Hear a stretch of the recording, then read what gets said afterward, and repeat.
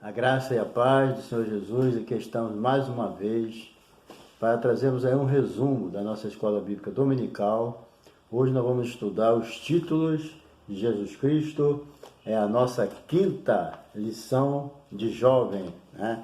Aqui de 2 de fevereiro de 2020.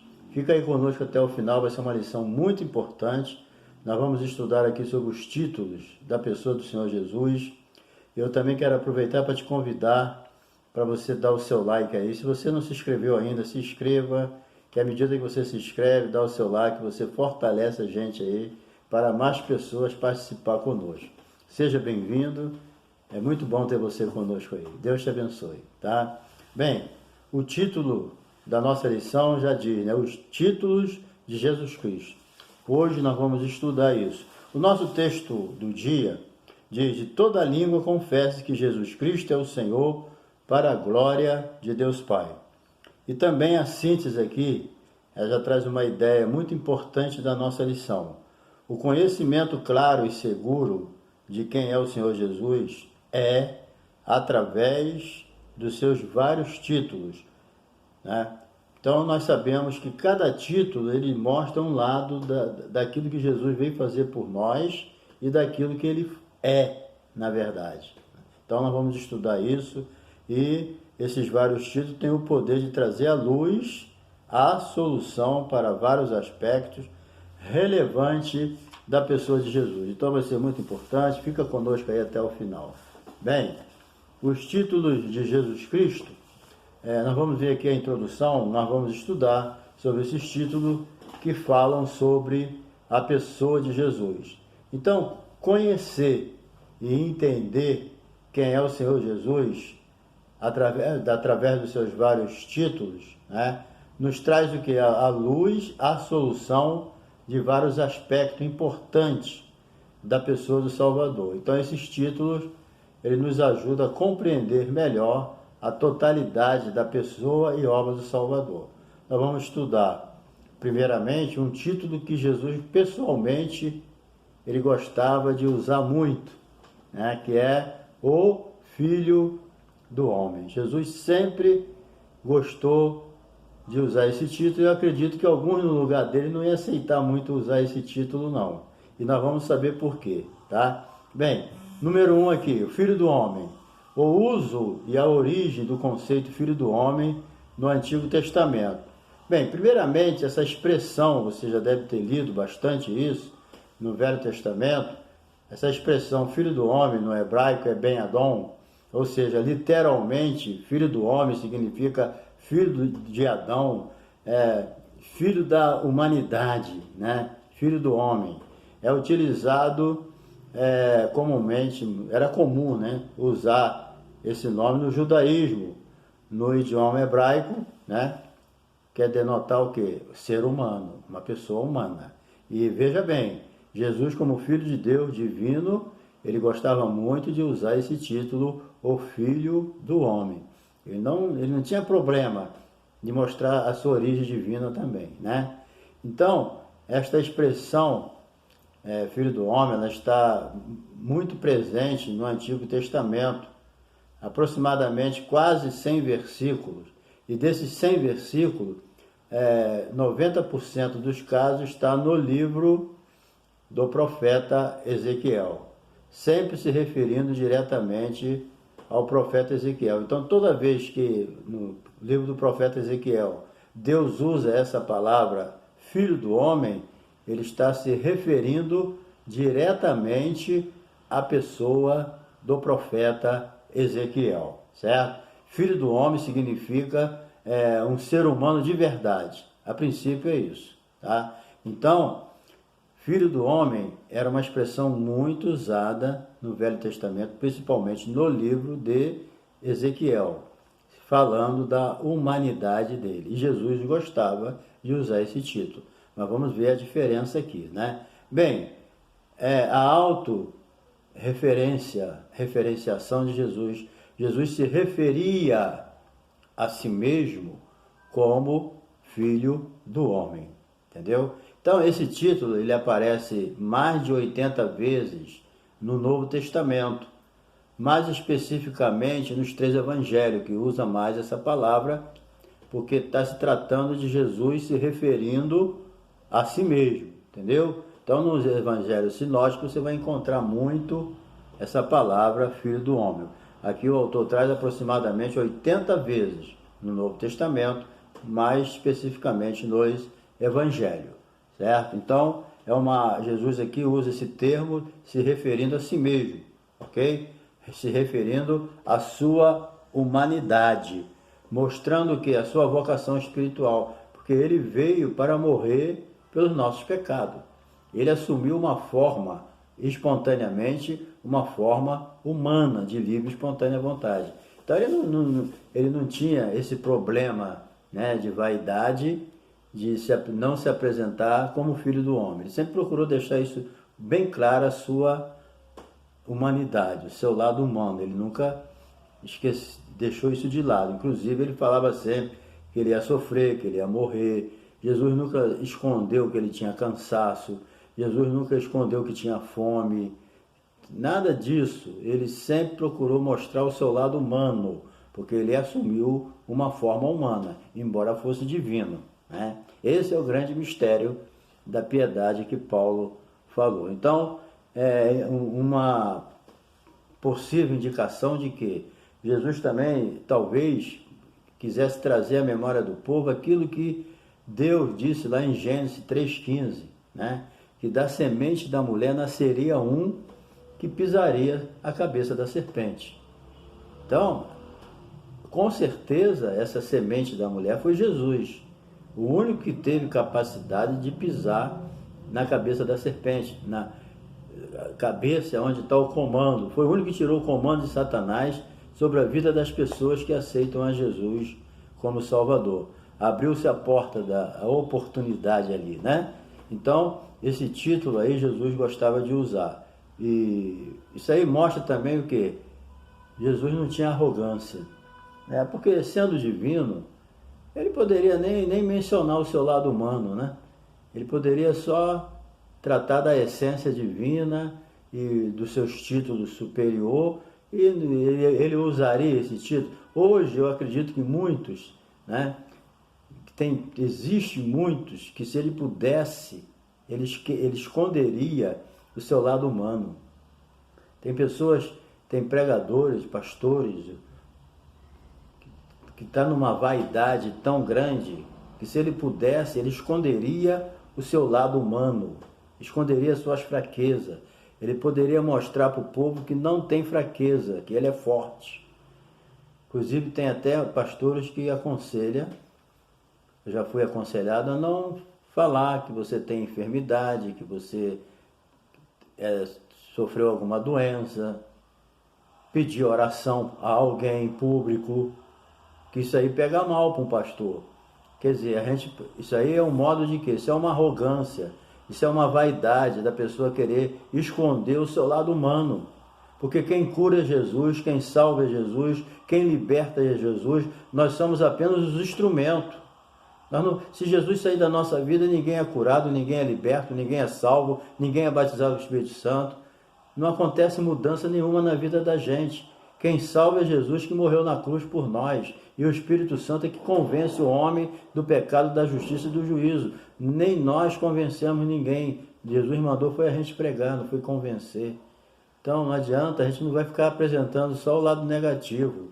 Mas a gente tem que lembrar que nós somos humanos e dependemos de Deus. Se Jesus não teve vergonha de se apresentar como filho do homem, por que nós vamos esconder que eu não preciso? Nós precisamos um dos outros, certo?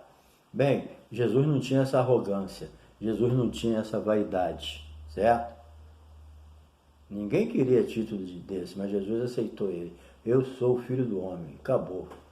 Bem, número 3 aqui, o paradigma de Jesus para nossas autoavaliações.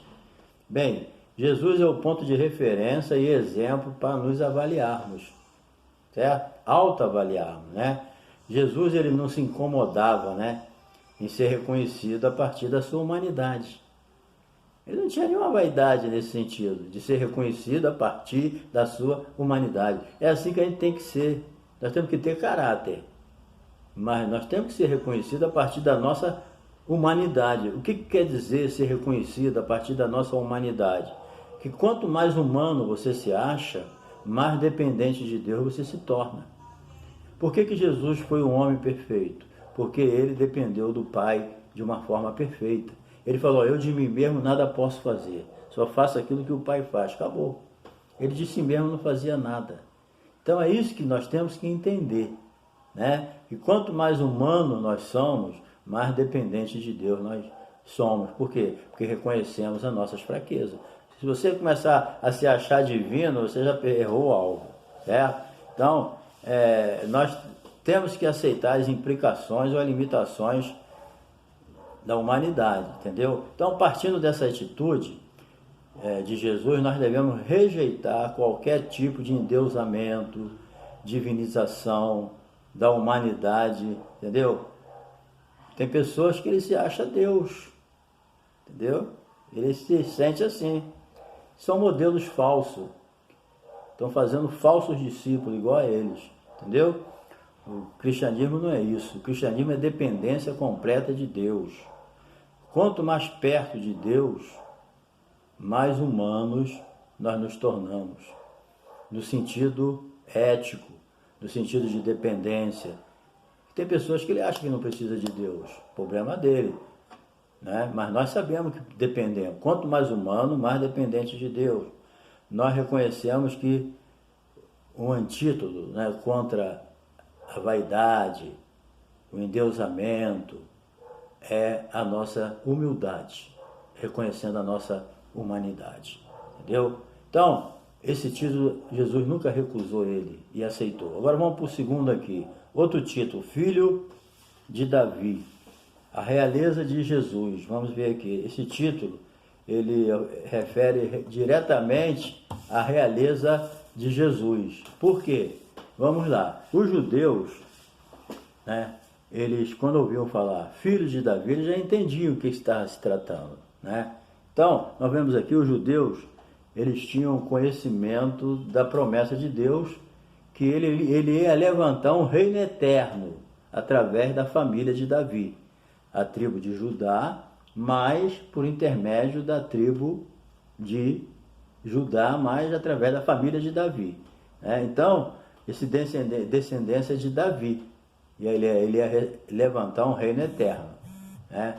O Jacó ele até apresentou essa bênção em 49:10 de Gênesis. Então, assim que Mateus apresenta Jesus, logo na primeira fase no seu primeiro capítulo, né, ali na etimologia, ele já apresenta, né, Jesus como filho de Davi, certo? Então, tratar Jesus como filho de Davi era reconhecê-lo como legítimo herdeiro do trono de Israel, certo? Então, Jesus, ele entendia, ele sabia disso, entendeu? Então, há uma fonte de caráter messiânico nesse título, Jesus, filho de Davi. Todo mundo sabia que se tratava do Messias, certo? Então, tratar Jesus como filho de Davi era reconhecê-lo como legítimo herdeiro do trono de Israel. Então, era reconhecê-lo como Senhor também, certo? Então, assim como o próprio Davi reconhecia, ele disse lá no Salmo 110, versículo 1, que ele via sempre o Senhor, eu vi o meu Senhor assentado à direita do meu Senhor. Quer dizer, o Senhor primeiro ali é o Pai, o segundo é o Filho, né? Então, Davi já reconhecia ele como Senhor nas suas revelações que ele teve de Deus, entendeu? Então, o detalhe importante aqui, ao contrário da designação Filho do Homem, Jesus nunca se denomina como filho de Davi, entendeu? Agora você pergunta, por que Jesus nunca quis usar o título Filho de Davi? Ele mesmo falou, como que Davi podia ser pai, né? Ele ser filho de Davi, se o Davi mesmo viu ele assentado à direita do Pai. Então, qual é o grande problema aí? Jesus nunca quis usar esse título, porque esse título traria uma conotação muito política, entendeu? E tudo que Jesus tentava impedir é trazer conotação política de um rei, de um Messias que ia tomar o trono, que ia brigar. Não, Jesus sempre procurou trazer uma conotação espiritual, não política. Ele lutou muito contra isso e nunca quis tratar disso, certo? Então, é isso que a gente precisa entender. Bem, então nós vamos aqui, por isso que ele nunca quis ser tratado como filho de Davi. Então, o poder, número 2 aqui, o poder da cura do filho de Davi. Bem, diferente dos reis, né, Jesus, o filho de Davi, né, segundo essa interpretação, é o verdadeiro único herdeiro do trono eterno. Nesse sentido, ele é o único. É o único que herdou o trono eterno, é o Messias, o filho de Davi, nesse sentido aqui. Caminhava pelas ruas, pelas vilas, Jesus andava ali, né, procurando as pessoas que fossem necessitadas, as pessoas que necessitavam dele. Jesus estava sempre no meio dos necessitados, né? Dificilmente se veria Jesus nos palácios, no Sinédrio, né? Ele ia do templo para as aldeias, das aldeias para o monte, para a beira do mar. Ele estava sempre ali no meio do povão, né? No meio daquele povo que reconhecia ele. Então, Jesus, ele viveu de uma maneira mais simples possível, nunca ficou andando atrás de prestígio, cobrando alguma coisa para ele. Ele nunca fez isso, entendeu? Ele viveu de uma maneira mais simples possível, em busca de pessoas desprestigiadas, pessoas que ninguém dava nada por ela. Quem ia parar para dar atenção naquele tempo a mendigo, a cego? Ninguém ligava para essas pessoas, não. Mas Jesus parou, deu atenção, curou, transformou, expulsou demônio, entendeu? Ele tinha um ministério bem diferente dos outros religiosos. Então, em nada Jesus, ele se sentiu diminuído por atender as pessoas mais pobres, as pessoas marginalizadas, as pessoas rejeitadas, entendeu? Ali era o quê? Um rei atendendo as pessoas. Ele atendia os estrangeiros, quem quer que fosse, aqueles que eram rejeitados pelos próprios judeus, ele aceitava aquelas pessoas, né? Então, número 3 aqui, o anúncio do rei em sua entrada triunfal. Bem, Mateus, nessa entrada triunfal aqui de Jerusalém, Mateus 21, 9, Jesus sendo aclamado rei, né? Jesus entrou sentado no jumentinho, forraram lá o chão, Jesus ia passando. Quer dizer, Mateus registrou isso porque Mateus escreveu o seu evangelho para os judeus, e os judeus sabiam que isso estava no Velho Testamento, entendeu? Então, essa entrada triunfal de Jerusalém, sendo aclamado rei pelo povo, não apenas como profeta, mas como real herdeiro do trono. Então, apenas Mateus, né, que escrevendo aos judeus, que nem eu já falei, com a influência da tradição judaica, registra esse título atribuído. Para os romanos não adiantava nada Marcos botar esse título, que não ia trazer interesse nenhum, né? Mas para os judeus, esse apoio do Velho Testamento colocado no Evangelho de Mateus traria uma força muito grande. Eles aceitariam, lógico. Tudo aquilo que era corroborado pelo Velho Testamento, os judeus aceitavam, lógico, né? Principalmente os que se converteram. Então, uma semana depois, né, essa mesma multidão que gritou rei, rei, rei, bem-vindo que vem ao rei e tal, essa mesma multidão gritou crucifica. Então, uma parte foi manipulada. Então você toma cuidado com os aplausos da multidão, porque a multidão hoje pode te aplaudir, te elogiar, e amanhã ela pode te afundar. Então, os aplausos têm que vir de Deus. Se o Senhor não aprovar a nossa obra, não adianta os homens aprovarem. Agora, se os homens te desaprovarem e Deus te aprovar, você está bem, tá? Não fica atrás de aplauso humano, não, porque isso o mesmo que te aplaude hoje, amanhã dá um soco na tua cabeça, te dá um cascudo, te pisa. Ser humano é assim. Se liga não. Número 3 aqui, o final. Messias, outro título que Jesus tinha, né? Messias, ele tem 3 idiomas. Messias no hebraico, ungido no hebraico é Messias. Ungido, no grego, é Cristo. Entendeu? Então, tranquilo. Então, quando fala Jesus o Cristo, está falando Jesus o ungido. Então, no grego, é Cristo. E ungido, no hebraico, é Messias. Então, é tudo a mesma palavra. Tudo igual, tá? Messias, ungido e Cristo é tudo uma coisa só. Porque Messias, ele era o título, no hebraico, ungido, né? É o título mais importante para Jesus, sendo que estas três palavras, né, só para corroborar o que eu já disse, têm o mesmo significado, sendo apenas idiomas diferentes, só isso, entendeu? Porém, é como Cristo, que os escritores do Novo Testamento mais se referem a Jesus, né? E Jesus de Nazaré ainda. Jesus também não tinha vergonha desse nome Nazaré. E Pedro sempre usou esse nome no livro de Atos, né? Paulo parece que não tanto, mas Pedro sempre usou Jesus de Nazaré. Isso mostra a centralidade de Jesus como Salvador do mundo, ungido de Deus. Então a palavra Cristo e Messias significa ungido. Bem, número 2 aqui, tu és o Cristo. Jesus pergunta aos seus discípulos como as pessoas compreendiam, como as pessoas viam ele. Ele sabia, né? Mas ele perguntou como era a compreensão da comunidade a seu respeito, né? Se o povo confundia Jesus com alguns profetas, né, do Antigo Testamento. Até hoje muita gente ainda faz muita confusão com Jesus. Isso aí não é nenhuma novidade não, certo? Então, depois de Jesus receber dos apóstolos aquela resposta que ele era confundido com alguns profetas e até com João Batista, então ele vira para os discípulos e pergunta aos discípulos: agora, e vocês? O que vocês acham de mim? Quem eu sou? Quem de vocês? Aí Pedro traz aquela resposta, que é uma das respostas centrais do cristianismo, né?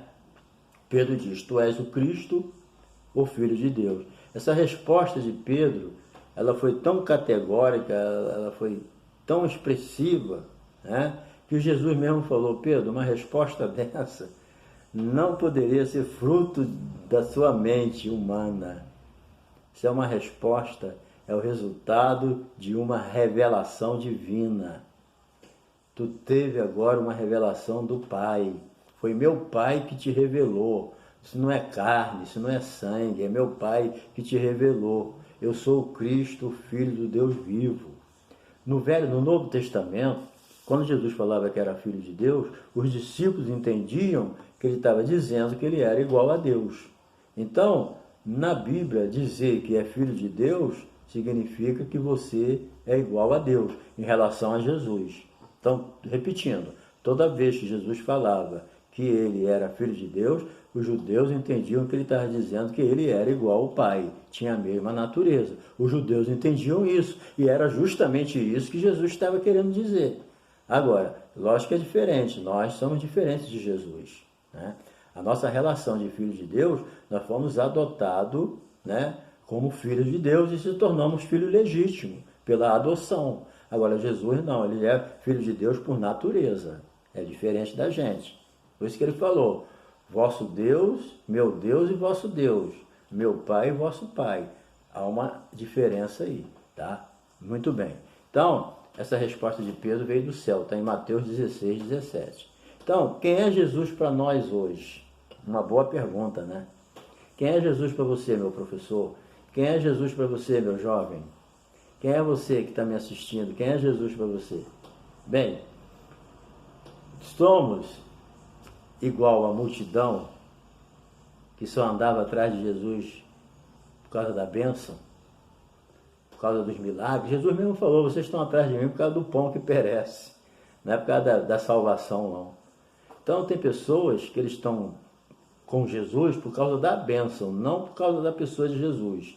Eles estão por causa da bênção e não por causa do abençoador. Mas a coisa tem que ser assim: eu tenho que estar com Deus por causa do abençoador. A bênção é o resultado da minha comunhão com Deus, certo? Mas naquele tempo já tinha aquela multidão que andava com Jesus por causa da bênção, certo? E outros, né?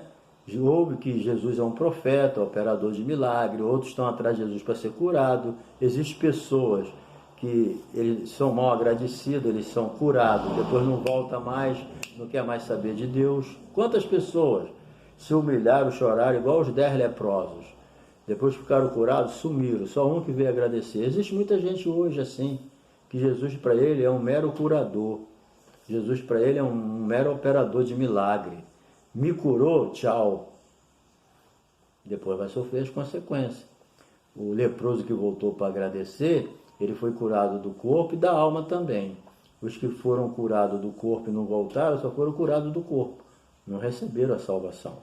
Entendeu? Então, para muitos, Jesus é apenas um remédio, um operador de milagre, um curador, entendeu? Um abençoador, mas nada. Não tem Jesus como o Senhor da sua vida. Até como Salvador muitos têm, mas como Senhor é bem poucos, entendeu? Então em algumas igrejas Jesus é apenas uma estratégia de marketing. Tem igreja que Jesus ali é um marketing, é só um nome que eles usam para poder atrair as pessoas, mais nada, entendeu? Eles usam o nome de Jesus para encher a igreja e para arrumar um qualquer, certo? Agora, falar da cruz ou dos pecados não dá ibope não, querido. Procura pregar na tua igreja contra o pecado, sobre a cruz, sobre renúncia, que é o que Jesus pregava, que é o que salva, para você ver como é que o teu ibope diminui. Diminui com os homens, mas com Deus tu vai estar bem pra caramba. Entendeu? O que adianta estar bem com as pessoas, igreja cheia, mas não tem coragem de pregar sobre o pecado? É covarde, medroso, só pensa nos dízimos, nas ofertas das pessoas. Se eu pregar sobre o pecado, aquele ali é um bom dizimista, ele vai embora. Deixa ele embora. Quem é dono do ouro da prata é Deus. Tá? Vamos lá. Jesus é apenas uma marca ou uma palavra mágica. É um cuidado que a gente tem que ter. Então, querido, chegamos ao final da lição. Que você faça bom proveito dessa aula. Deus te abençoe, tá? Fala o que tem que falar. Deus é contigo, tá bom? E se você não se inscreveu, se inscreva, dá o seu like, não deixa de dar o toquinho do sininho aí, tá bom?